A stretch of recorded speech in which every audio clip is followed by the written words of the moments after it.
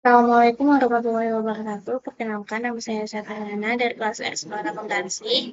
Tim saya di 1C02506. Pada video kali ini, saya akan mempresentasikan materi ke-13 perpanjakan mengenai konsep dasar PPN, PPNBM, PBB, Bea Materai, dan BPHTB.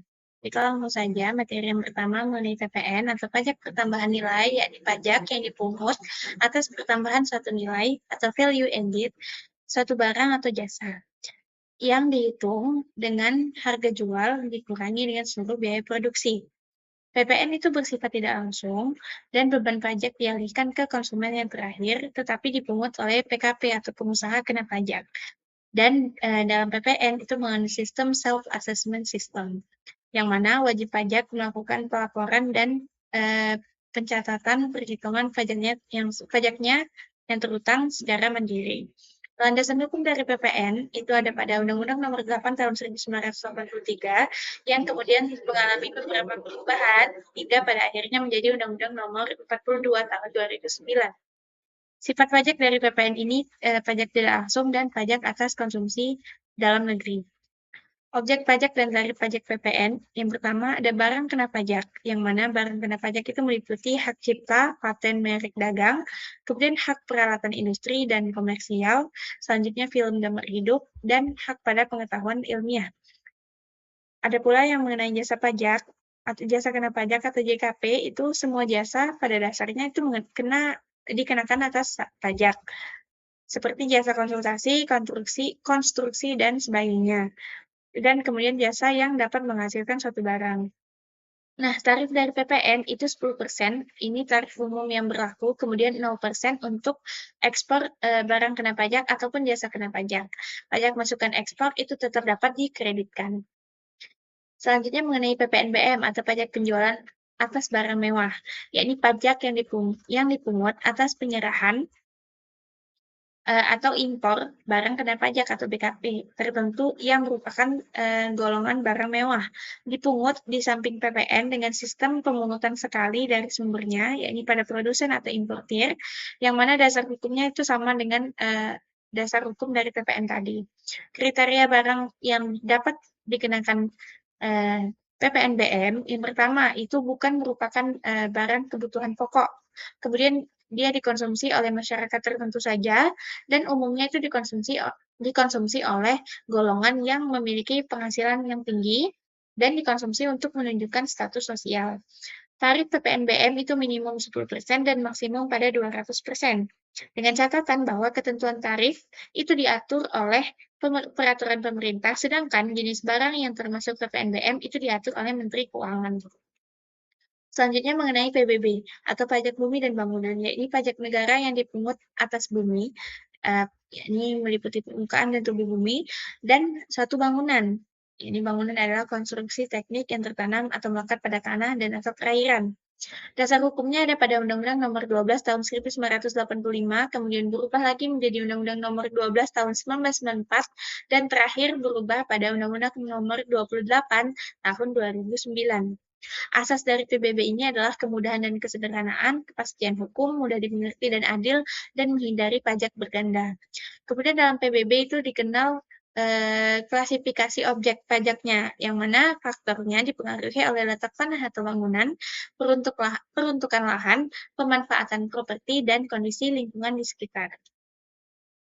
Tarif dan objek pajak PBB itu dalam PBB dikenal yang namanya NJOP atau nilai jual objek pajak, yang mana ditetapkan setiap 3 tahun oleh Kepala Kanwil Dirjen Pajak dan dasar perhitungan minimalnya adalah 20% sampai dengan maksimal 100% dari NJOP. Kemudian besaran persentase ini diatur pemerintah dengan mempertimbangkan kondisi ekonomi nasional pada saat itu, pada saat perhitungan, dan klasifikasi NJOP itu berdasarkan dari 4 faktor klasifikasi objek pajak PBB tadi.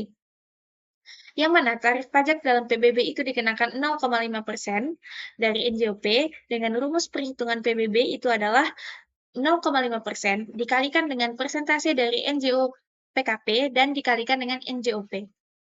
Selanjutnya mengenai bea materai. Bea materai adalah pajak yang dikenakan atas satu dokumen yang mengandung arti dan maksud tentang perbuatan, keadaan, atau kenyataan bagi pihak-pihak yang berkepentingan. Yang mana landasan hukum yang mengatur mengenai bea materai ini ada pada Undang-Undang Nomor 13 Tahun 1985 yang kemudian mengalami beberapa perubahan hingga pada akhirnya menjadi Undang-Undang Nomor 24 Tahun 2000. Beberapa dokumen yang dapat dikenakan bea materai itu adalah surat perjanjian dan surat bukti perdata, akta-akta notaris beserta salinannya, akta PPAT beserta rangkapannya, kemudian dokumen pembuktian di pengadilan, surat yang memuat jumlah uang, dan surat berharga seperti wesel, promes, dan asket. Beberapa jenis tarif bea materai itu ada pada tarif Rp6.000 dikenakan kepada transaksi di atas Rp1.000.000 dan bea materai Rp3.000 yang dikenakan untuk transaksi mulai dari Rp250.000 hingga dengan Rp999.999 atau untuk cek dan giro. Selanjutnya mengenai BPHTB atau Bea Perolehan Hak Tanah dan Bangunan, yakni adalah suatu pajak atas setiap perolehan hak atas tanah dan atau atas bangunan yang mana diatur dalam Undang-Undang Nomor 28 Tahun 2009. Wewenang pemungutnya diserahkan kepada pemerintah kabupaten atau kota dan ini berlaku sejak tanggal 1 Januari 2011. Pemungutan menggunakan sistem self-assessment system, yakni wajib pajak yang menghitung dan melapor sendiri pajaknya. Adapun yang menjadi objek dari BPHTB ini adalah pemindahan hak dan pemberian hak. Pemindahan hak itu atas jual beli, tukar menukar, hibah dan hibah wasiat, warisan dan hadiah. Sedangkan pemberian hak itu meliputi pemasukan dalam perseroan atau badan lain, penggabungan atau peleburan atau pemekaran usaha, kemudian pelaksanaan putusan hakim, penunjukan hak yang mengakibatkan peralihan, serta yang terakhir pemberian hak atas pelepasan atau di luar pelepasan hak. Nah, dari BPHTB ini ada tarif dan cara perhitungannya.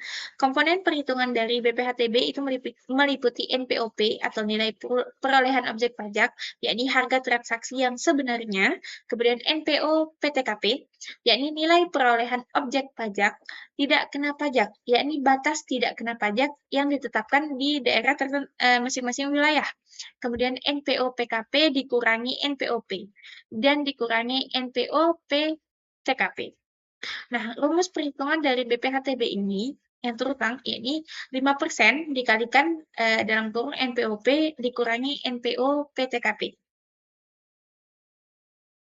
Sekian materi mengenai konsep dasar PPN, PBB, PPNBM, BM Materai, dan BPHTB. Saya akhiri. Wassalamualaikum warahmatullahi wabarakatuh.